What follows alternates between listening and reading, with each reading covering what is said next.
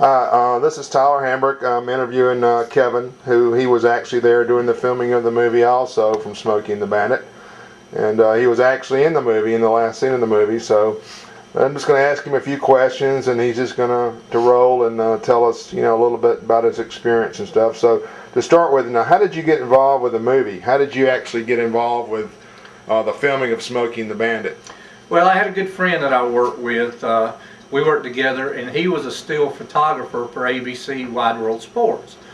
And he knew these guys that had all the connections with the movies and stuff, and he said, hey, Burt Reynolds is filming a movie, and I can get us in. So he got us in the movies, and we did a lot of stuff in the background, and even days that we weren't really in the film, we were on the set with them. But that's how we got started. He was just a photographer and had the right connections. Wow. So, did you ever see like Jackie Gleason or? Yeah, we actually worked with them.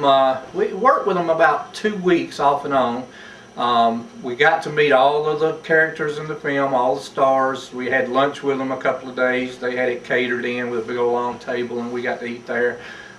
Jackie Gleason was there the majority of the time.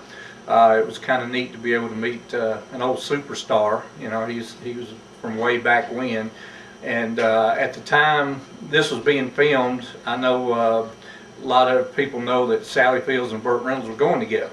Yeah. And off the screen they had those director chairs set up so everybody could rehearse their lines, and everything was cool except Sally sat in Burt's lap most of the time. Yeah, they were just glued together for the majority of the off-screening. Wow. times. So you were like, this was like around Jonesboro, correct? Yeah, a lot of this was Jonesboro, Lakewood Fairgrounds. We did a lot at Lakewood Fairgrounds. They had some truck drag races that we were there for. They actually crashed the gate at one point where they had a bunch of old Atlanta police cars set up so the truck would crash through. And we did the last scene in the movie, I guess the last maybe 15 minutes of the movie.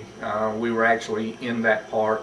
And there's a funny part about the last scene in the movie. If you'll notice, Jackie Gleason is flying up the hill, and another car cuts him off at the end. And he spins over and winds up in this little, it's about a 2-foot drop is what it was. Well, in the process of doing that, the stuntman driving the car busted one of the wheels on the car, and it was barely staying on there. So we were all standing there ready for him to shoot the last scene where Burt Reynolds and them were going to leave in the Cadillac, and Jackie Gleason was going to go after him. Well, I didn't know at the time, but I know now. Hal Needham came up to us and he said, I'd like to warn y'all, this tire is going to come off this car, and Mr. Gleason will be driving, and he hasn't driven a car in quite a while. So sure enough, at the end of the movie, he takes off in the car, does brake and come on off the car, and it actually rolled into the guy standing right next to me at the end. So that was another little thing about Mr. Gleason. He hadn't driven in quite a while. So I always heard that, was it John Snyder was up there in the crowd? Was that? If that was true, I never knew him. Back at that time, he was probably working at the Omni. He used to work there, and I wouldn't know him if he was up there. Wow. Okay. Now you mentioned Jackie Gleason. He drove around in a limo. Is that what you said? Yeah, they actually had.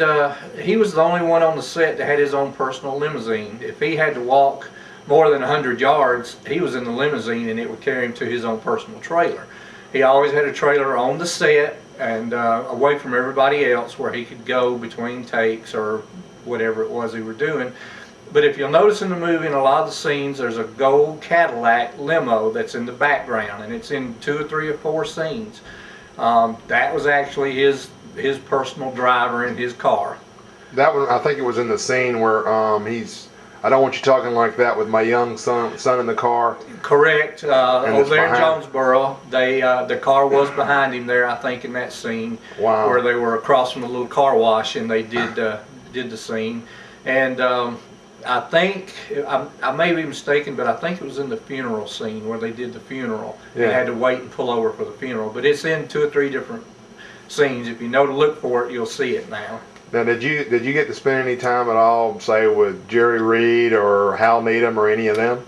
Jerry Reed, actually spent a lot of time with Jerry Reed. I like guitars, and Jerry was one heck of a guitar player, and I tried to treat him just like normal people.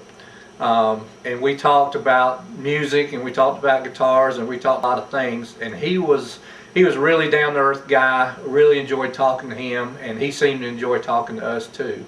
As far as the rest of the cast, there were so many people on the set, and they didn't really have time to sit down and talk to a lot of people, but Jerry Reed actually took the time out to actually sit down with me and my buddy and just talk to us like one-on-one. Wow. What about Hal Needham?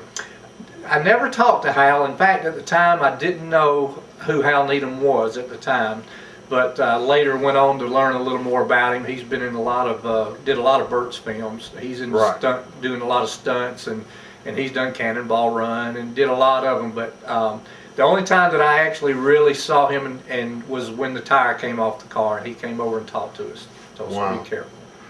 Now, the burning question everyone always has about Smokey and the Bandit, number one, is how many Trans Ams did you ever see in one spot? And you know, I interviewed this other guy, and he basically told me there was about 8 of them that came in on a car carrier, and it was about the same number that came in of sheriff cars. Correct. So is that pretty much what? That's pretty close to what I remember. When we were working, we never actually got to see them all in one spot.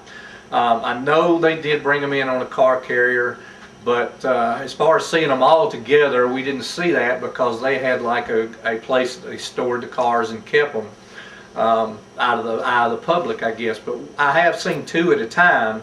The Trans Ams, as you can tell in the movie, they did tear up a few Trans Ams, and they had one Trans Am they used for still shots, and it was perfect. I mean, it didn't have a scratch on it, and it was pretty nice. But sheriff's cars, they did tear up quite a few of the sheriff's cars, and it was like a free-for-all. They tore up a bunch of cars.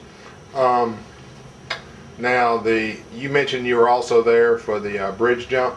Correct. Can you tell me a little bit about that car and what happened? I can. That car actually got bent almost double when it landed. But that car, they had taken that car and put a full roll cage in it, and they actually put a racing seat in it for the driver, and it had, best I remember, I think it was 2 coilover shocks mounted to the seat to help absorb some of the impact. And they put lead weights in the trunk to try to balance the car so it would fly.